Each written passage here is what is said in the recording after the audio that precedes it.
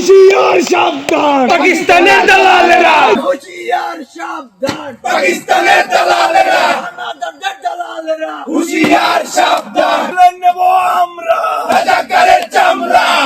গোতে গো আজম তুই রাজাকার তুই রাজাকার, তুই রাজাকার তুই রাজাকার গোতে গো আজম, বলাই রাজাকারের দুই কালে সারা ভারত তালে তালে। মুক্তিযুদ্ধকে আসলে বিভিন্নভাবে ষড়যন্ত্র, বিভিন্নভাবে প্রতিরোধের যুদ্ধ, বিভিন্ন রকম নাম দিয়ে মুক্তিযুদ্ধকে আসলে ছোট করার চেষ্টা করতেছে, মুক্তিযুদ্ধকে অস্বীকার করার চেষ্টা করতেছে। তো সেই শক্তিটার বিরুদ্ধে আমাদের লড়াই।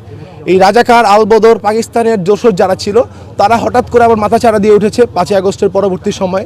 তো আমরা 5ই আগস্টের অভ্যুত্থান পরবর্তী ব্যাচ হিসাবে ঢাকা বিশ্ববিদ্যালয়ে এসেছি, একটা স্বাধীন ঢাকা বিশ্ববিদ্যালয়। তো আমরা এর প্রতিবাদ জানাই এবং আমরা যারা মুক্তিযুদ্ধের পক্ষে শক্তি আছি, বাংলাদেশকে ধারণ করি, লালন করি, আমরা প্রতিবার রাজাকারদের রুখে দিব। যতবার রাজাকাররা মাথাচাড়া দিয়ে উঠবে ততবার আমরা রুখে দিব। আজকের এই প্রোগ্রামটা আমরা প্রথম বর্ষের শিক্ষার্থীরা সউদ্যোগে আমরা এটা আয়োজন করেছি।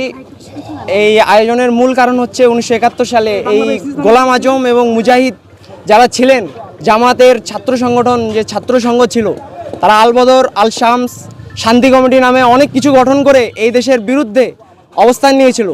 আমি এবং আমার সাথে যারা তরুণ প্রজন্ম আছে, জেনজি প্রজন্ম আছে, তারা কখনোই এই রাজাকারদেরকে আমরা কখনোই গ্রহণ করব না। কারণ একটা রাজনৈতিক দল যে এই দেশের বিরুদ্ধে দাঁড়ায়, তারা কিভাবে রাজনীতি করে এবং তাদেরকে মানুষ কিভাবে গ্রহণ করে, সেটা আমাদের এখনও একটা বড় প্রশ্ন। এই রাজাকারের পুরো জিনিসটাই কন্ট্রোল করতো গোলাম আজম। এই গোলাম আজম থেকেই তো সব জিনিসটা কন্ট্রোল হইতো। তো গোলাম আজম মূল মাথা, আমরা মূল হোতাটাকেই ফোকাস করেছি। যে গণহত্যা করছে সে দাড়ি টুপি পড়ুক আর দাড়ি টুপি ছাড়া থাকুক, এখানে দাড়ি টুপির তো কোনো সম্পর্ক নেই। এই যে আঙ্কেল আমাদের সাথে আছে, উনি তো সবার আগে জুতা মেরেছে। তো এইখানে তো দাড়ি টুপির কিছু নেই। আপনি ধর্মীয় আঘাত কেন আনছেন? যে গণহত্যাকারী সে গণহত্যাকারী, সেখানে দাড়ি টুপি বা এখানে অন্য কোনো কিছু নাই। গণহত্যাকারীর পরিচয় গণহত্যাকারী। দেশের 1 নম্বর গ্যাস স্টোভ যা বেশি তাপেও ফাটে না। আরএফএল গ্যাস স্টোভ, নিরাপদ ও ঝামেলাহীন।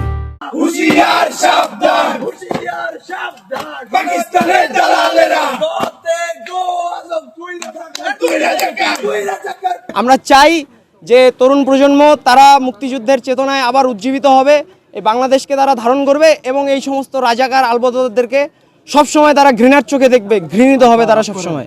ইতিহাস তো মুছা যায় না ভাই, রক্তের দাগ দিয়ে ইতিহাস লেখা, সেটাকে আপনি মুছে ফেলতে পারবেন? আপনি যতই অস্বীকার করেন সেই ইতিহাস কখনোই ভুলার না। সেই ইতিহাস আমরা সবসময় মনে রাখবো, সেই ইতিহাস আমাদের শক্তি যোগাবে এবং এই আমরা রাজাকারদের প্রতিবার নিশ্চিহ্ন করে তুলবো। এই বাংলায় রাজাকারের ঠাঁই হবে না, হবে না, না না না। আমার সোনার বাংলায় রাজাকারের ঠাঁই নাই, রাজাকারের ঠাঁই নাই আমার সোনার বাংলায়।